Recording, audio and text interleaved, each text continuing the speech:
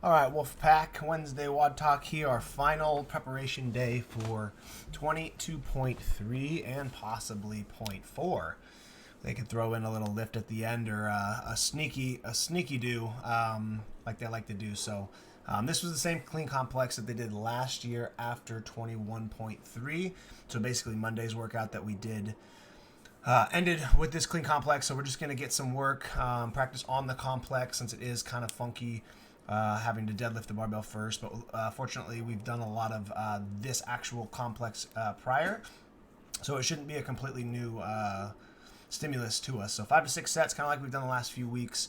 We're working at a 7 out of 10 effort weight, nothing super crazy and overpowering. We're just perfecting the movement, getting comfortable with the amount of repetitions, and then obviously hitting a split jerk or some kind of jerk after it. So remember, anytime we do a deadlift first and we have multiple cleans, right, every rep your extension is going to be compromised, and even your pull, right, hanging onto the barbell or the heavy barbell for 3 reps is going to affect your grip and is going to affect your pull. So we really have to focus on locking into a good hook grip if we use a hook grip, and then obviously do the deadlifts. Remember, we stand up, and as we go back down to the ground, all of the energy of the barbell is going down, which makes it even more challenging for you to reroute it up. So this is a great opportunity at a moderate weight to really focus on the breaking points of this complex, which is your extension and then obviously your pull when we get fatigued. So focus on each clean getting to the extension point and then using your speed to get under, like we always preach about the clean, because this complex is really meant to fatigue that. And then obviously having to do a hang clean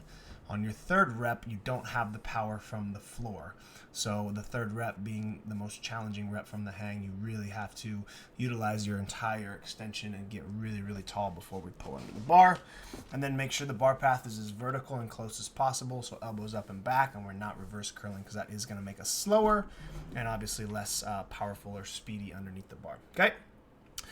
And then to complement it at the end, you've got the jerk after we've already fatigued our midline, our upper torso a lot, hanging onto the bar this whole time.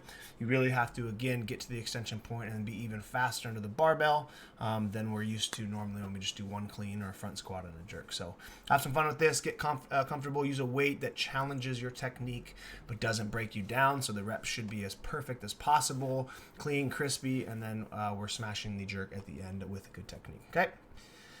So 5 to 6 sets of that, and then we just got a little EMOM just to practice some movements that we could see on Friday. If they do a repeat, right, there's really only a couple movements they can throw in, double unders being one of them, and then the gymnastic moves that we did earlier. So we got the dubs 3rd.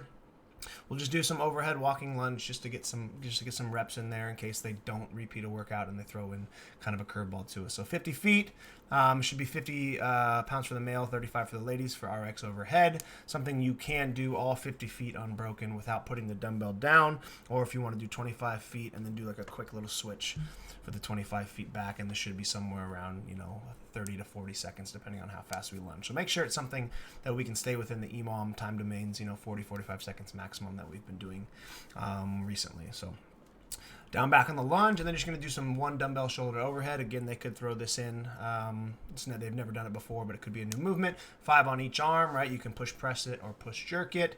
Whatever we're doing, we're working on good, efficient movement patterns and breathing through the entire shoulder overhead. If you do choose to push jerk this, make sure as we get under it, we lock the arms out, we stand all the way up before we bring the dumbbell down. So pick an arm, do 5, and then switch. And you can match this to your walking lunge weight, and then 50 double unders. I just threw this number out because I know unbroken you can do this in somewhere around 30 seconds if we skip relatively quick. So that gives us a little extra rest time on the back end of the EMOM. So whatever jump rope set or style we choose, I wouldn't extend much more than 30 seconds. You can kind of creep to the 35 or 40, but this being the most heart rate oriented movement, we don't want to spend a ton of time here since it does get pretty challenging when we get towards the end of workouts and we're not breathing, and efficiency on this goes down. So it's 5 sets of each. Get a little work, get a little volume in, and then we will be prepared for everything they could throw at us on Friday. We've touched all the movements, some specific combinations, so we should be pretty confident going into whatever they release on Thursday. So have a great workout. Let me know if you have questions. Other than that, we will see you in the gym later.